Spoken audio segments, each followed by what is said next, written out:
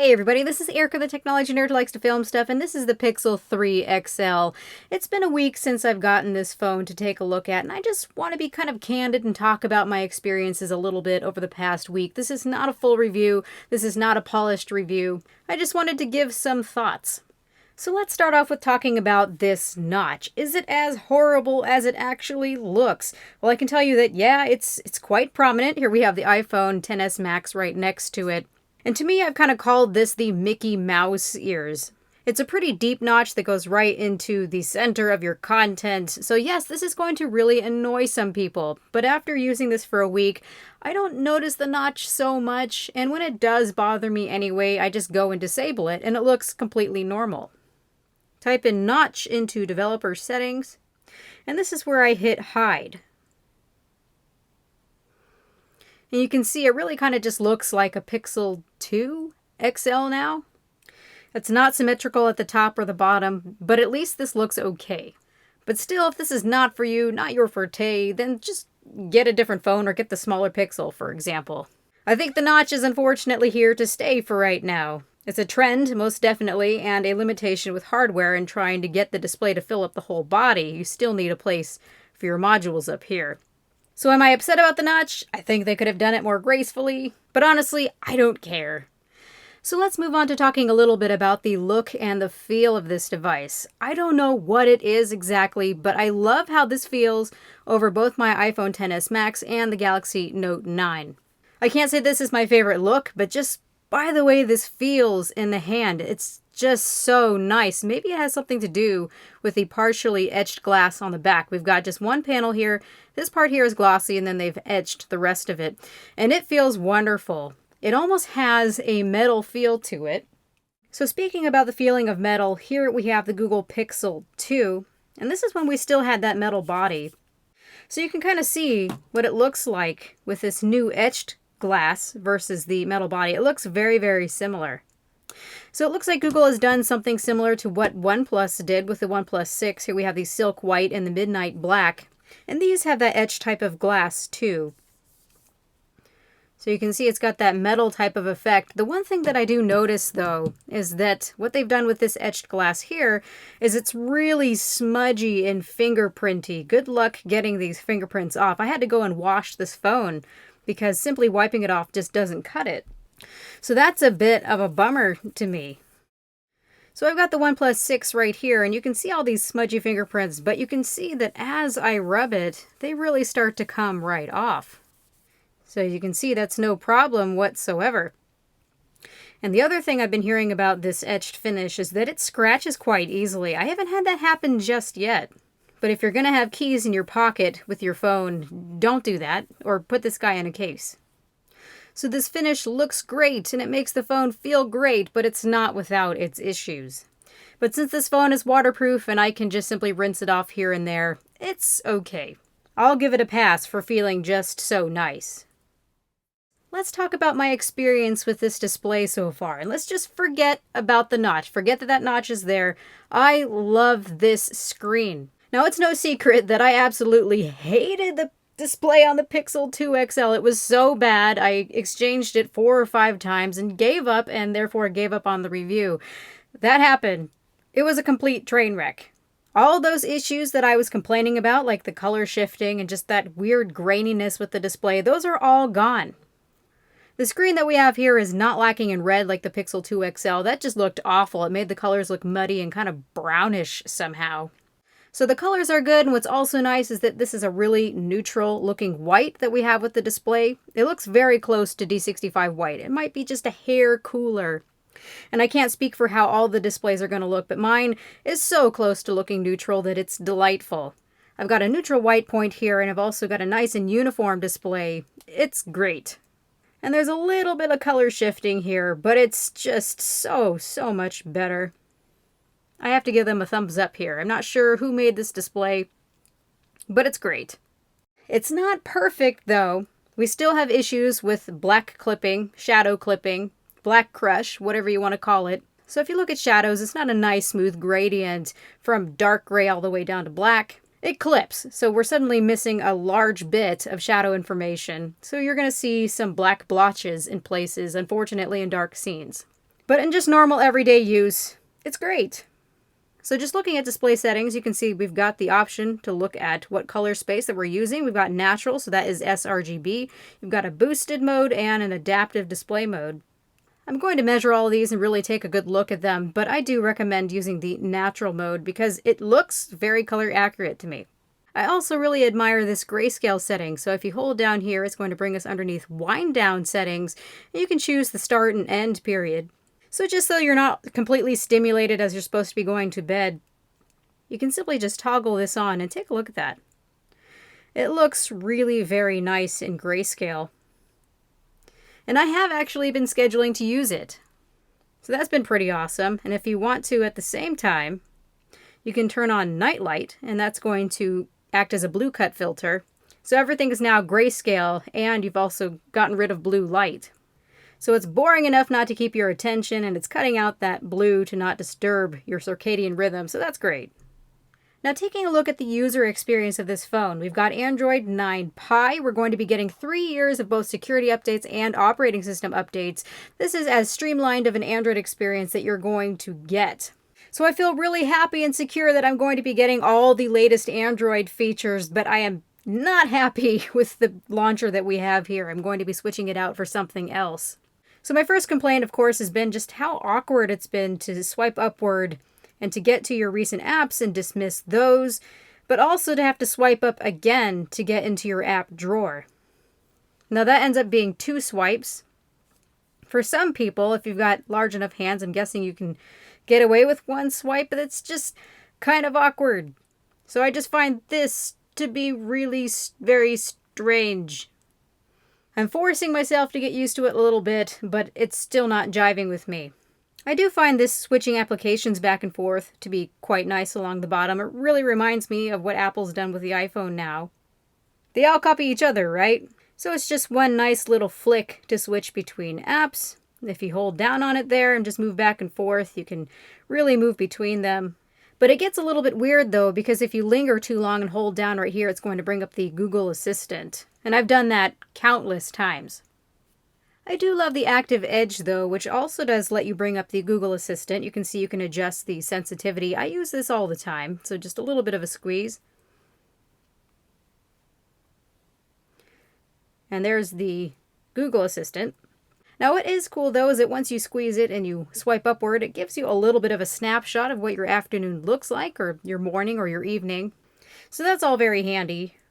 Digital well-being has also been pretty cool so far. It lets you know how you've been using your phone, how long you've been using certain apps. You've got wind down, which I showed you guys before, where you can turn the screen to being grayscale. Of course, you can manage your notifications. You can flip to shush.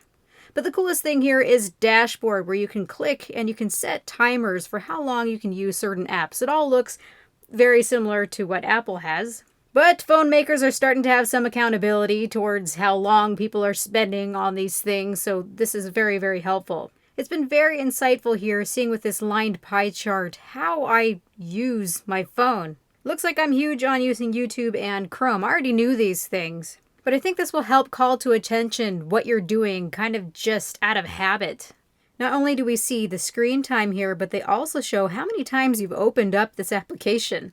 So today it says I opened Twitter 13 times, but if you're someone who's compulsively checking Facebook, it might really show you something about yourself. Scare tactic to show you your digital addiction. That's great.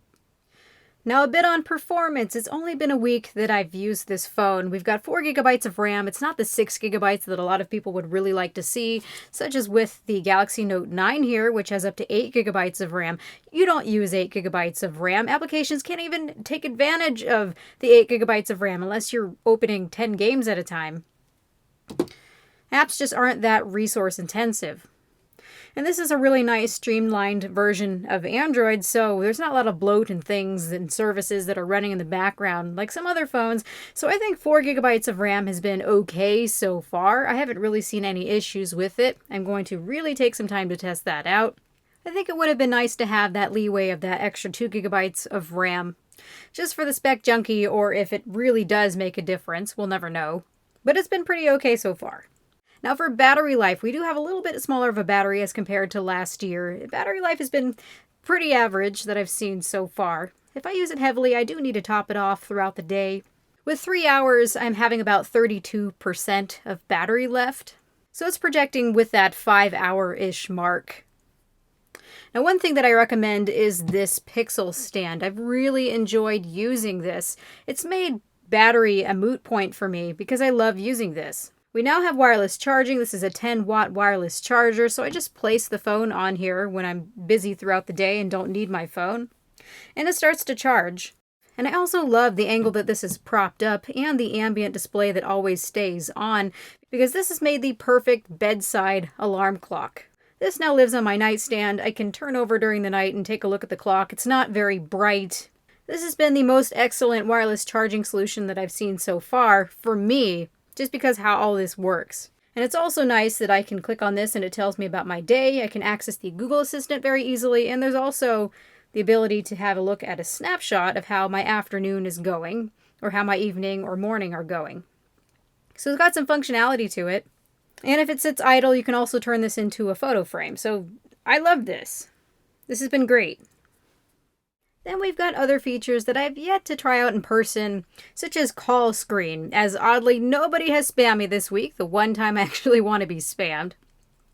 So call screen uses the Google Assistant to answer a phone call on your behalf when you hit the screen call button to answer. So the assistant then figures out who is calling and why. You will then see a transcript from the caller, and you can decide to report the call as spam or inquire for more information before deciding to either answer or hang up and block the number. I really don't want to try this out on an actual person I care about, especially if they are unsuspecting. That could be very rude. But it seems pretty awesome.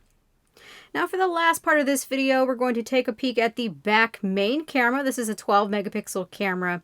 Now I haven't had too much time to play around with everything, but I did go out and shoot some comparative images with both the iPhone XS and also the Pixel 3 XL, just to get a good idea about how the Pixel is handling image processing. So I took these images both with their auto modes on. So we have the Smart HDR for the iPhone XS and the HDR Plus. This is the default always on mode for the Pixel 3 XL. So what I noticed when taking these pictures is that the Pixel 3 XL is always cooler in color temperature. So when looking at the iPhone's pictures, they're always a bit warmer, and I actually prefer that warmer color temp. Then looking at some shady situations, I wish that the Pixel would lift the exposure a bit, as some things really do feel underexposed to me. In this situation, I also tend to prefer the iPhone XS. But the iPhone XS does seem to just brighten everything, maybe a bit too much at times. So I think the images of the Pixel 3 XL have more character. I need to go back out and try out the HDR Plus enhanced mode to see what that does for some of the shadow situations for the Pixel 3 XL. But overall, with what I can see so far with the Pixel, performance seems to be quite balanced and images are nice and sharp. Maybe too sharp. I will continue going out and shooting more images, but this is what I can see so far. Then looking at the Super Res zoom from just one camera on the Pixel 3 XL compared to the iPhone XS's optical zoom from the second camera, I think that the Super Res zoom does a pretty good job.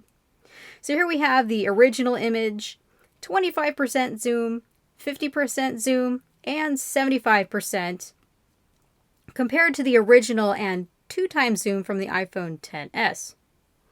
I'd say that Super Res zoom at 25% and 50% is quite usable when compared to the iPhone's second camera, as long as you don't pixel peep or compare them. Now here is an outside shot, and we see it at the original on the Pixel 3 XL, 25% and 50%. Then the iPhone XS at original and 2x zoom. So what I can see here is even the 25% Super Res zoom is no true match for the iPhone's optical zoom with that second camera. But it's still pretty cool. Google tries to get really fancy with all their image processing, but sometimes it's good just to have a second camera. So for some wrap-up thoughts, this is everything that I've noticed so far after a week of use, and I've really liked my experience. I love how they've improved the screen. The speakers are better than last year.